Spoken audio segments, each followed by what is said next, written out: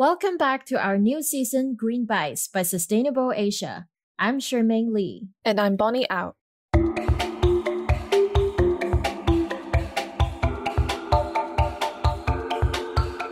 The new season Greenbites is a weekly show that delivers our handpicked news roundup on green stories in Asia that you should know about.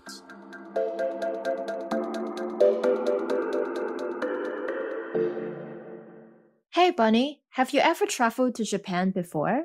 Yes, I have. I went there for the very first time back in 2018, I think, where I went with a couple of my friends. And the first city we went was, of course, Tokyo. We also visited Kyoto, and there were quite a few ancient temples that we visited. I also had a very chaotic encounter in Nara, where I was chased after by deers in the park. My god, what happened? Did you piss off the deer somehow? So there was a kiosk nearby, and so my friends and I decided that we want to buy some food to feed the deer. And just as we started unwrapping the packaging, the deer started coming after us, and I remembered running away like a bunch of crazy people. I swear everyone was looking at us. That's really funny. I'm so curious to watch how you looked like at the time. Well, I'm a little bit reluctant to share the videos because it's just really embarrassing. But oh well, why not for a laugh? I'm looking forward to it. I also want to say I really enjoyed traveling to Japan. I loved the delicious yakitori, and it was such an unforgettable experience listening to the singing of geisha in Tokyo. And in Hokkaido, I remember skiing on the soft snow with my family. I'm sure many people feel the same, but the scenery in Japan might look drastically different at the end of the century. Recently, the Worldwide Fund for Nature Japan released a series of graphics in its new campaign to show how climate change can affect the country's most famous landmarks. Really? So what do these graphics look like? Just to describe a few, they show geisha in Kyoto collapsing from the heat and a snow skier sliding on grassland on Nagano. Several parts of the country, including big cities Osaka and Tokyo, are also underwater. The rather ironic thing is that they even renamed the famous Tokyo Sky Tree to Tokyo Water Tree because the tower is literally underwater in the graphic. In another interesting graphic, they put a model of a snow palace in a history museum in Hokkaido, the prefecture known for snow festivals right now, because snow would be a thing in the past by then. And for the rest, I put the link on the show note for our listeners. Sure, and kudos to their creativity. Maybe it will help wake everyone up to the alarming future if climate change continues at the current rate. Prime Minister Yoshihide Suga vowed in October to turn Japan into a carbon-neutral nation by 2050, but the path for Japan is still full of challenges.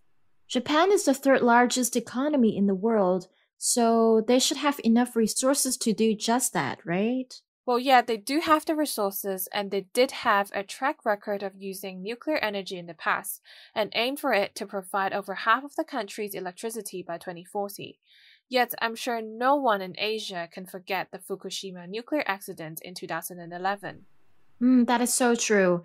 It's hard to get it out of everyone's head when it comes to nuclear explosions. I remember that in March that year, a very strong earthquake hit Japan, causing a tsunami with waves up to 14 meters. 3 of Fukushima's nuclear reactors had meltdowns from that. Worse, of course, was that the town of Fukushima was, and still is, completely emptied out. And 2 years after that, reports showed that large amounts of contaminated groundwater from the plants were even found in the Pacific Ocean.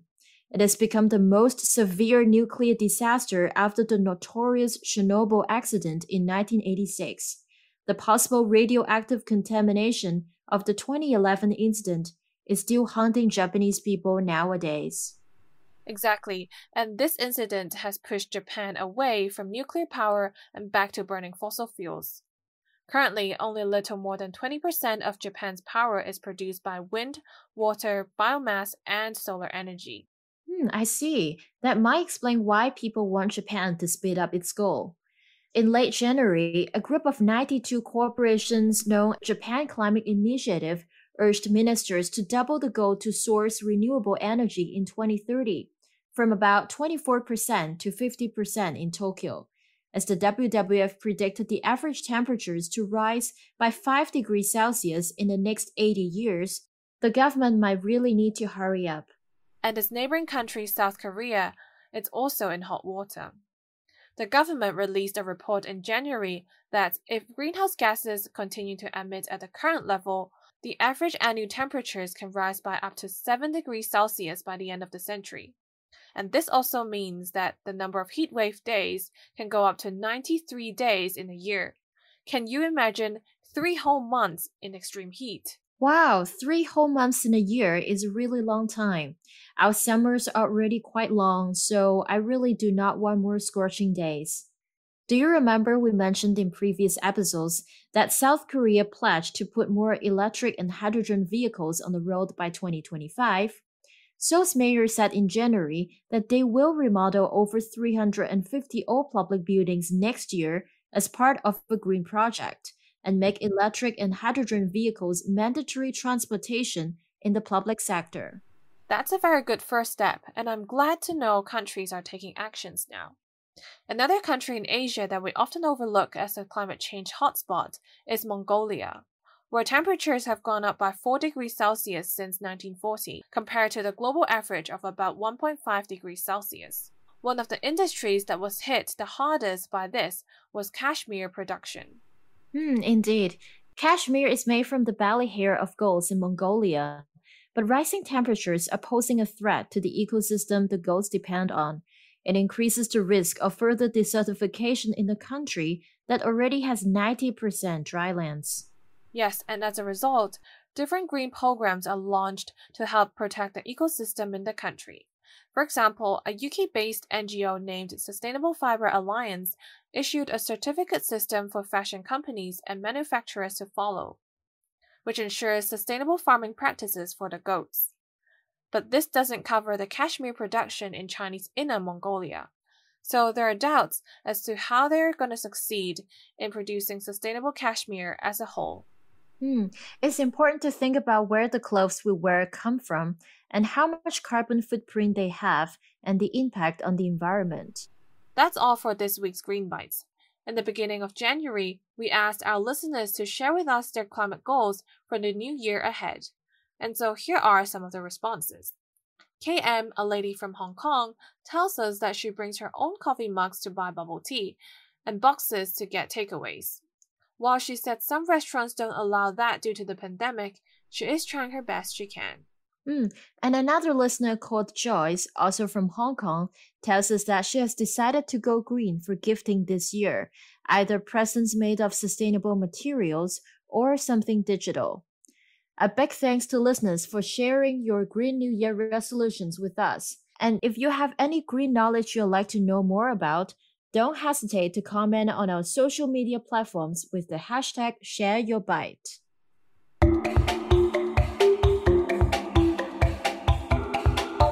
Please subscribe to our podcast channels for more content and share our podcast with your friends and family.